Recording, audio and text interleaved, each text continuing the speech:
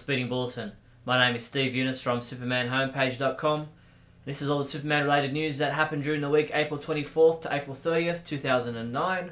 No movie news again, so let's jump straight into the TV related news, where Peter McDermott has updated our Smallville episode guide with his summary of last week's Smallville episode Stiletto. Neal Bailey and Douglas Trumbull also handed in their reviews for this same episode, with both guys giving this a rating of 5 out of 5. The 20th episode of Season 8 of Smallville aired on Thursday, April 30th, titled Beast. In this episode, Clark discovers Davis is alive and confronts Chloe about her role in hiding him.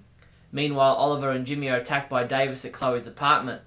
Look for our episode summary and reviews at the Superman homepage soon. The CW and Warner Brothers released images from the Season 8 finale of Smallville. There were 9 photos in total from the episode titled Doomsday, which is scheduled to air on May 14th in the US. However, before we get there, the next new episode of Smallville is titled Injustice and airs on the CW on May 7th.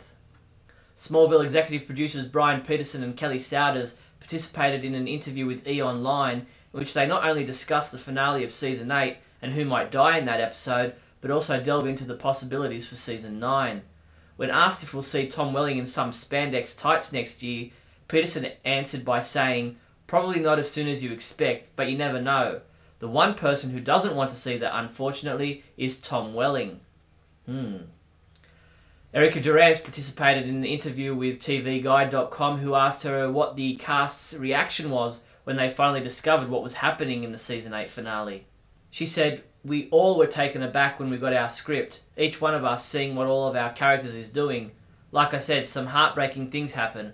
I'm guessing that people will be sitting there at the end with a stunned look, their mouths hanging open going, 'Oh my God.'" Well, you can check out the complete interview at tvguide.com. The front cover artwork for the upcoming DVD collection of Smallville, the complete 8th season, was revealed this week. According to Play.com, the DVD box set will be released on September 14th, but stay tuned for an official announcement from Warner Home Video. Terry Hatcher was a special guest on The Late Show with Craig Ferguson on Friday, April 24th, and spoke about the TV series Lois and Clark with glowing praise. You can watch the TV interview via YouTube.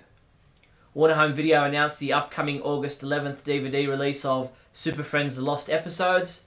These animated episodes, 24 in total, are from 1983-1984 and will be released in a 2-disc DVD collection with a running time of 168 minutes. Amazon.com are taking pre-orders now. TFAW.com caught up with Kurt Busiek to ask him about his comic book writing and his work on the DC Comics weekly series Trinity. He said, "I'm much more interested in the superhero story as fairy tale, as a place where ideas bigger than an individual sort of clash in symbolic ways." You can read the complete interview at comiclist.com. Comic books we reviewed this week included Supergirl number 40, which was reviewed by Jeffrey Bridges, who said, "This issue shows there's still quite a ways to go to get Kara to where she needs to be," and he rated it at a 3 out of 5. Michael Bailey reviewed Justice League of America number 32, giving it a 4 out of 5, saying, "I like the fact that the League is once again composed of characters that do not have their own titles."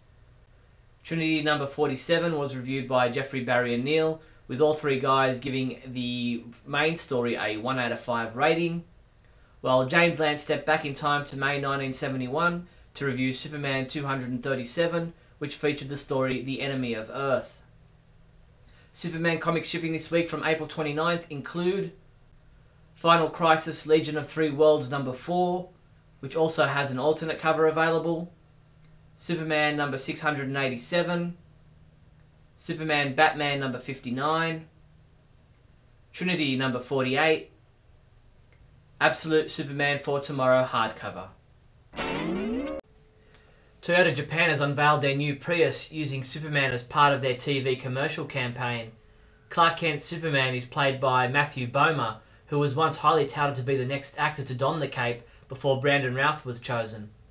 I think this commercial is the first of a series of Superman-themed commercials for the Prius, so stay tuned. Sony Online Entertainment released another online video for DC Universe Online, the upcoming MMO game. This new video doesn't really contain much of value, but it does introduce Brian Stevens, lead environment artist on the game, who talks about the environments in the game such as Metropolis and Gotham. You can watch the video at the DC Universe online official website. A few days later, Sony Online Entertainment sent out a press release and images introducing Doomsday for the game, explaining the monster's background and origins. Episode 52 of Radio KAL, the monthly podcast of the Superman homepage, is now available online.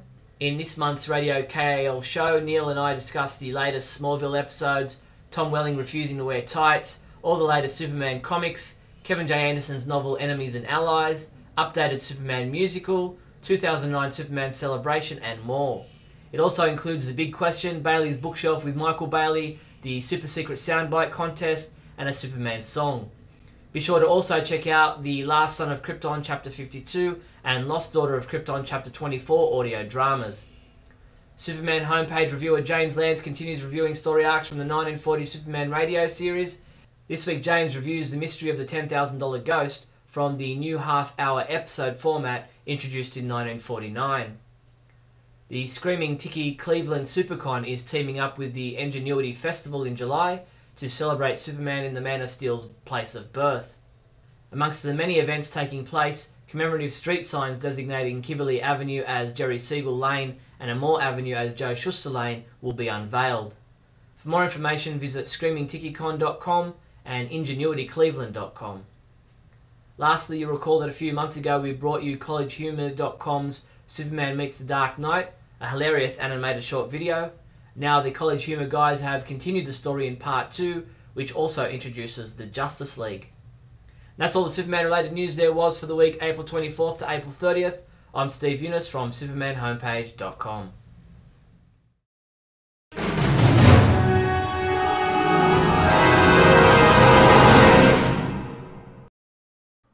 Superman Batman. Still haven't read it. It's been probably 2 years. I keep seeing stuff like composite Superman stuff or like switched Batman and Superman bodies and things that, you know, you would expect from a cartoon, not necessarily a comic book as much. Have you guys been reading it? Is it any good? I admit I'm going into this kind of blind. I want to give it another shot. It's the first Superman book I dropped, other than Supergirl, which isn't really a Superman book. Whoops, I'm about to be killed for saying that. But no, it's not. Supergirl is her own realized character. And actually, I picked up Supergirl again, and I'm still not picking up Superman Batman, which says something about it, because you'd think that it's kind of like Brave and the Bold at its best, and yet there's not been anything. I saw, like, I looked back a few months ago, and they had, like, tiny versions of all the heroes fighting. It was almost like tiny titans being taken seriously. Am I missing something here? Am I crazy? Explain it to me. I just don't know. Bailey Planet is sponsored by Gibbo.